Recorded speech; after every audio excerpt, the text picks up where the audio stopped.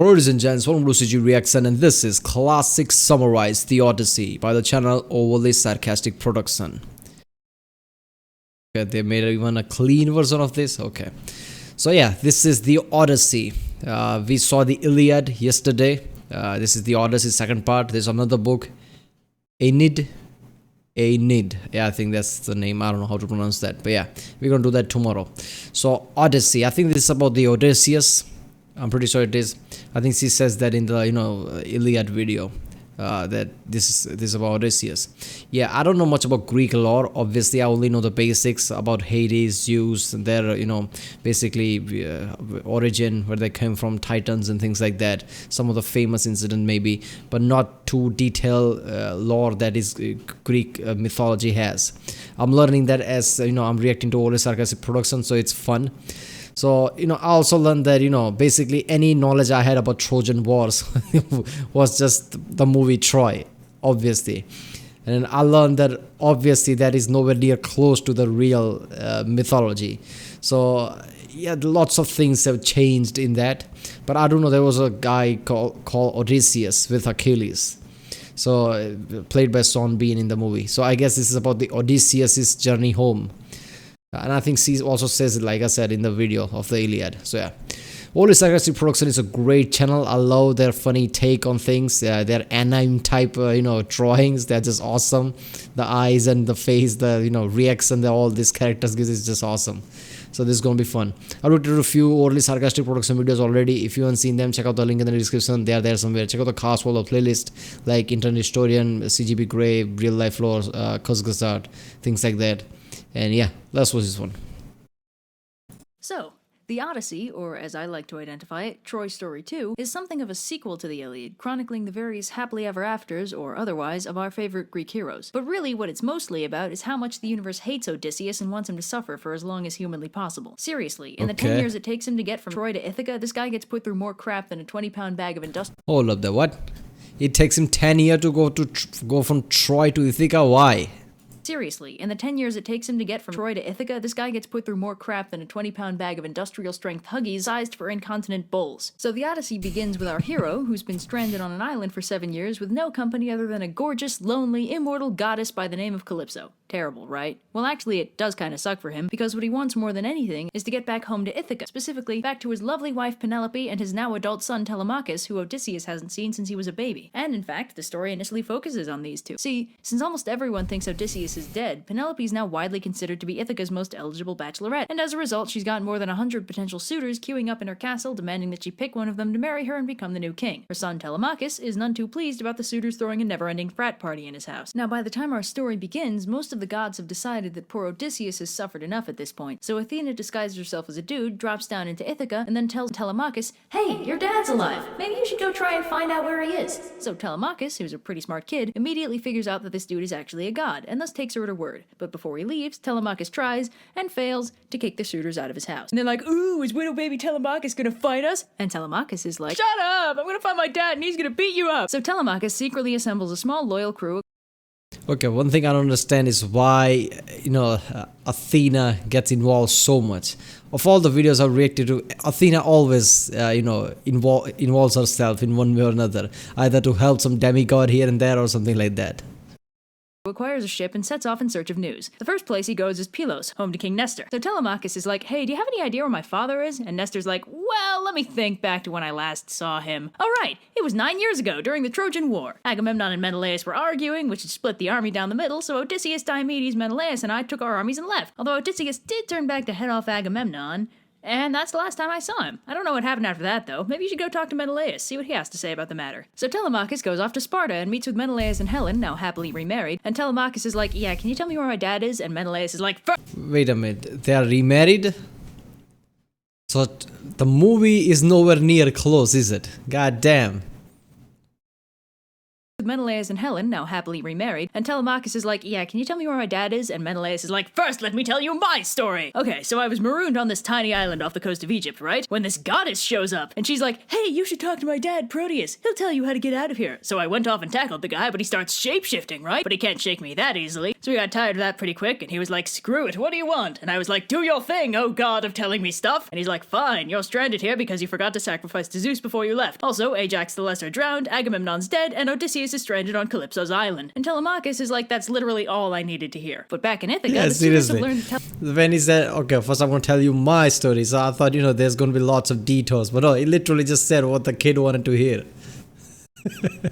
Telemachus left to find news of Odysseus, and they find this very offensive for some reason, so they start plotting to kill him as soon as he gets back. Man, Penelope sure knows how to pick him. Now, on Zeus's orders, Calypso finally lets Odysseus go, so he heads off homeward on a raft. But Poseidon, who's holding a grudge against him for reasons that'll be explained later, notices that he's trying to escape and whips up a huge storm in an effort to drown him. But Odysseus is far too badass to let a little thing like drowning get him down, and he's doing pretty well for himself when yet another goddess shows up, gives him a magic anti-drowning scarf, and then vanishes. And Odysseus is like, huh, why would I need this when I have a perfectly serviceable raft?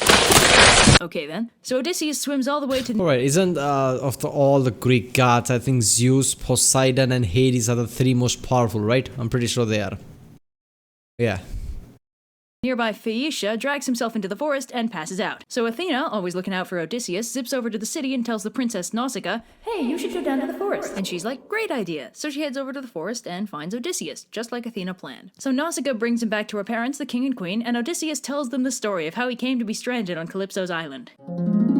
So it's just after the Greeks have sacked Troy, and Odysseus advises the others to quit while they're ahead and sail back to Greece. But of course they don't listen to him, and by next morning they're overrun by a retaliatory force. Odysseus and some of the others take the ships to escape, but Zeus is angry at the Greeks for their poor sportsmanship and sends a huge storm to blow them off course. Odysseus and his crew are swept far out to sea, and that's when the weird stuff starts. God, this, Zeus is just a dick, isn't it?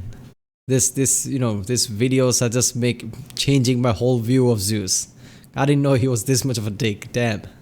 Happening. So first, they wash up at the land of the Lotus Eaters, which is populated by these really mellow dudes who eat lotuses. Anyone who eats a lotus mellows out and wants to stay there forever, so of course most of his shipmates eat them, and Odysseus has to drag his idiot crew back to the ships by force. So they set out again, only to wash up on the island of the Cyclopses, where they see a nice-looking cave surrounded by delicious-looking flocks of sheep. Unfortunately, the cave is home to a large, hungry Cyclops by the name of Polyphemus, who seals them in with an enormous rock, kills 2 of the crew, and then falls asleep. Since they can't kill him without trapping themselves in the cave, they bide their time until the next night, when Odysseus gets Polyphemus drunk, introduces himself as nobody, and then when Polyphemus passes out, they take a large wooden stake and stab out his eye. So Polyphemus is like, Ah, help! Nobody blinded me! and all his Cyclops friends are like, Yeah, you're hilarious. Polyphemus, is nobody stealing your flocks too? So Polyphemus opens the cave to check, and Odysseus and remaining crew bolt for the ships. Then Odysseus, remember the wisest of the Greeks, takes it into his head to taunt the Cyclops. So he's like, hey, guess what, dumbass? My name's not nobody. It's Odysseus. And Polyphemus is like, Dad, Odysseus gouged out my eye. so funny story. All Cyclopses are children of Poseidon. So Poseidon hears about this, and he's like, oh, really? Time for some disproportionate retribution. So after that point, he starts trying to make Odysseus' journey home just as difficult as godly possible. So after that little adventure, they land...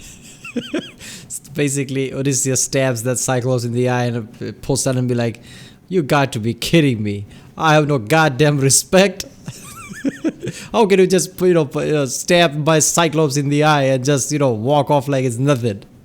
land on the Aeolian island, where the king very nicely gives them a magic leather pouch full of wind to speed them on their way home. But we can't give Odysseus a break just yet. They're maybe 10 feet off the coast of Ithaca when his idiot crew decides that the magic bag has gold in it and busts it open. The resulting hurricane sweeps them all the way back to the Aeolian island. So Odysseus is like, hey, got another one of those magic wind bags? But the king's like, not for you, dude. You've got to be super cursed to have that bad luck. Get off my island. So next they arrive on the Lastrygonian island, populated entirely by cannibal giants. When they start eating the majority of Odysseus' crew, Odysseus and the other survivors get out of there as fast as humanly possible. Next on this mythological island world tour, they come to the Aeaean island, where Circe, the daughter of Helios, lives. Circe is a sorceress, and some wicked hankering for bacon makes her take it into her head to turn Odysseus' rapidly dwindling crew into pigs. Odysseus learns of their tragic swinification and resolves to rescue them. So Hermes gives Odysseus some anti-magic drugs so that Circe won't be able to enchant him. You know, for someone who the gods supposedly hate, Odysseus sure does seem to get a lot of help from them. So Circe's like, here, have Yeah, that's what I was saying too. I mean, too many god intervention. I mean, I don't think Odysseus is not a demigod, right? So why is gods are suddenly helping him? I mean, I thought only gods only help the demigods. That's what I thought. Athena, helps the demigods in the past. Athena helps Heracles and people like that. Why are they helping a mortal, Odysseus? This is confusing. some enchanted booze. And Odysseus is like, awesome. Drinks it, fails to turn into a pig, and then draws a sword on her. So she's like, wait, I'm a mage. I have like 2 hit points. And he's like, then I suggest you turn them back before I have to whittle that number down to 0. So she does, and then they all chillax on the island for like a year. So then Odysseus is like, yeah, we should probably be getting back. And Circe's like, well, fine with me, but first you gotta go talk to Tiresias. I mean, he's the one who knows how to get you home. Oh yeah? Where can I find him? He's dead. So Odysseus and crew sail down to Hades. They do this wacky ghost summoning ritual, which ends up attracting a few What the fuck is happening here? He just want to go back to his home and there's way too much detour. He's there. Oh, screw it. Let's just go to talk to Hades, I guess. other ghosts they weren't looking for, and then Tiresias shows up. He's like, what's up, Odysseus? Poseidon's determined to screw you over, but you all might make it back as long as you don't harm Helios' pet cows that can be found on Thrinacia. If you do, though, your entire crew will die and you'll be home like super late. And Odysseus is like, cool, you heard the man, folks. No hurting the cows. Then Odysseus has a little touching reunion with the ghosts of all his now dead Greek war buddies, like Agamemnon, very grumpy at being dead, Achilles and Patroclus, now hetero death partners, and great Ajax. Then Odysseus sails out of Hades and back to Aeia, where Circe maps out the route back to Ithaca, which for some reason is extremely densely populated by monsters. So first, they find the island of the Sirens, who sing so beautifully that anyone who hears them will be entranced, jump off the boat, and swim to their deaths. So the crew block their ears with beeswax and keep rowing, but Odysseus is really determined to hear their song, so he has them tie him to the mast so he can listen without doing anything stupid. The Sirens are like, and Odysseus is like, release me, I must hear their dulcet tones up close. And his crew is like, what? So they get out of earshot of the Sirens, only to encounter the monsters Scylla and Charybdis. So Scylla is one ugly piece of work. She's a 6-headed monster at the top of a giant craggy cliff, whose heads reach all the way down to the ocean to devour any unfortunates who happen to drift too close. Charybdis is like a combination garbage disposal and malfunctioning garbage disposal that sucks in the ocean and then spits it back out again. So, as they're trying to find a way to sail between the two without running into either the cliff or Charybdis, Scylla This is as, mythical journey as there can be, right? There are monsters, there are gods, they are constantly coming upon obstacles over obstacles. They are even going to the underworld, Hades, whatever.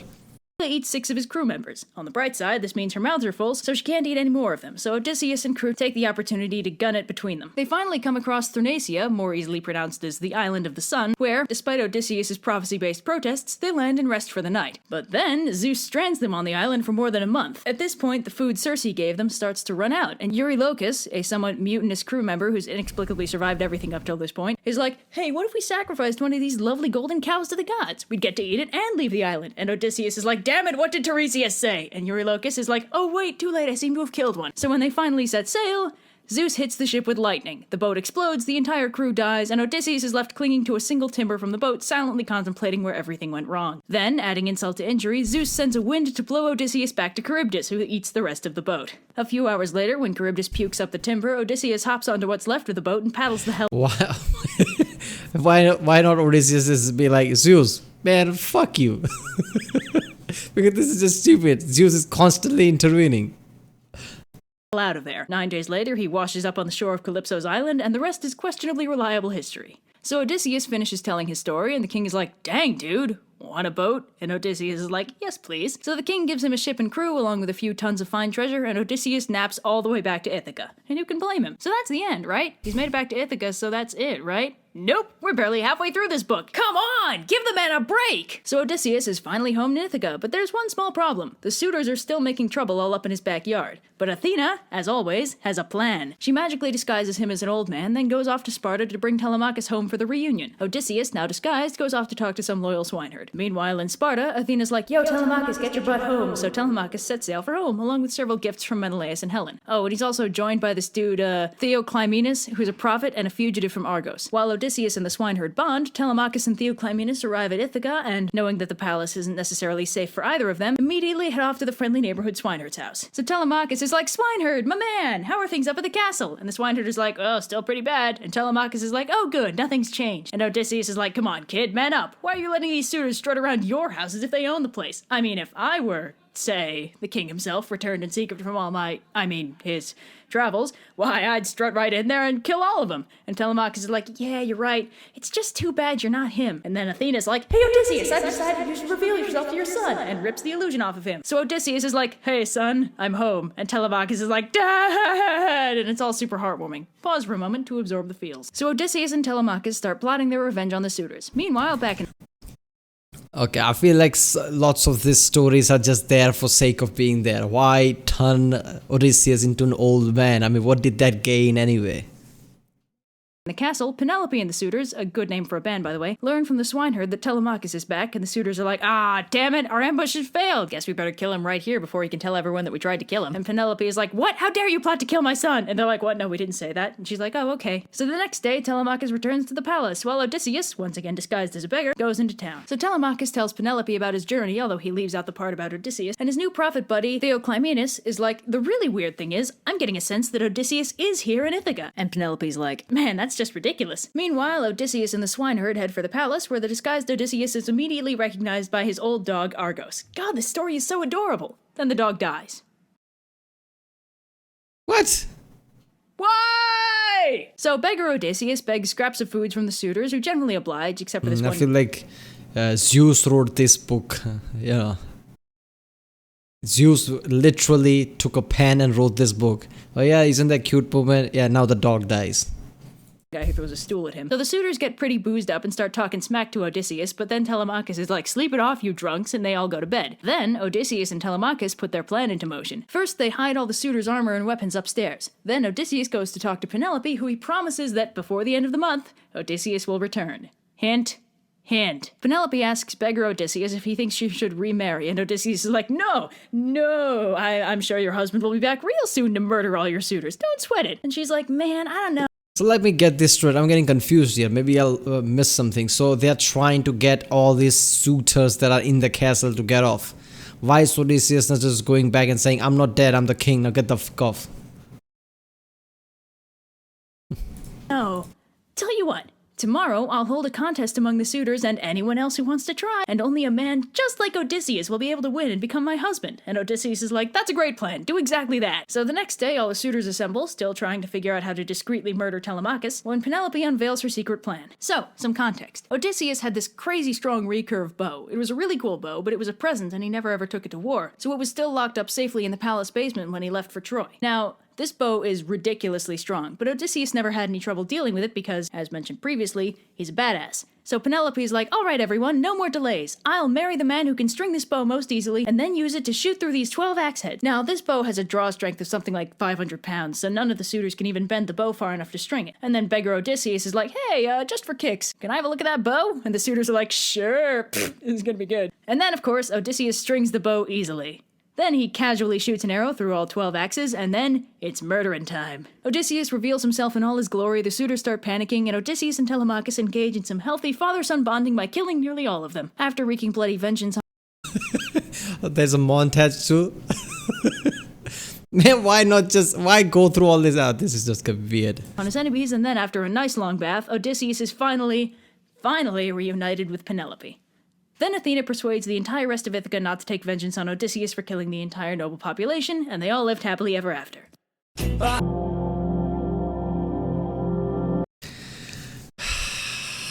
Did I miss something? Or why go through all this shit? Why become an old man if he can just go back and kill everybody?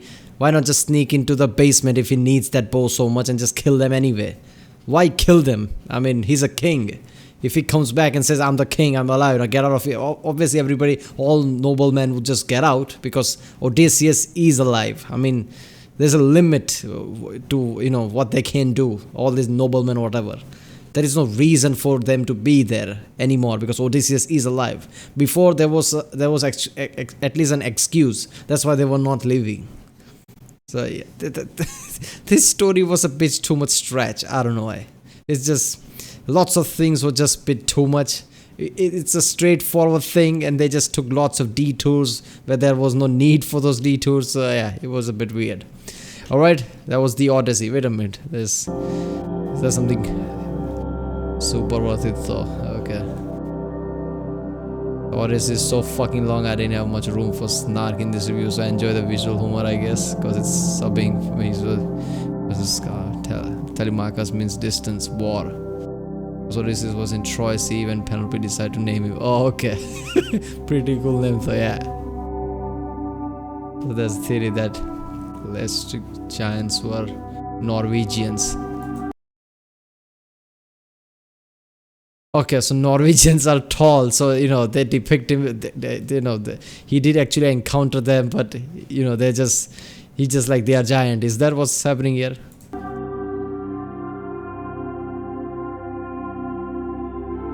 Ah, that's why.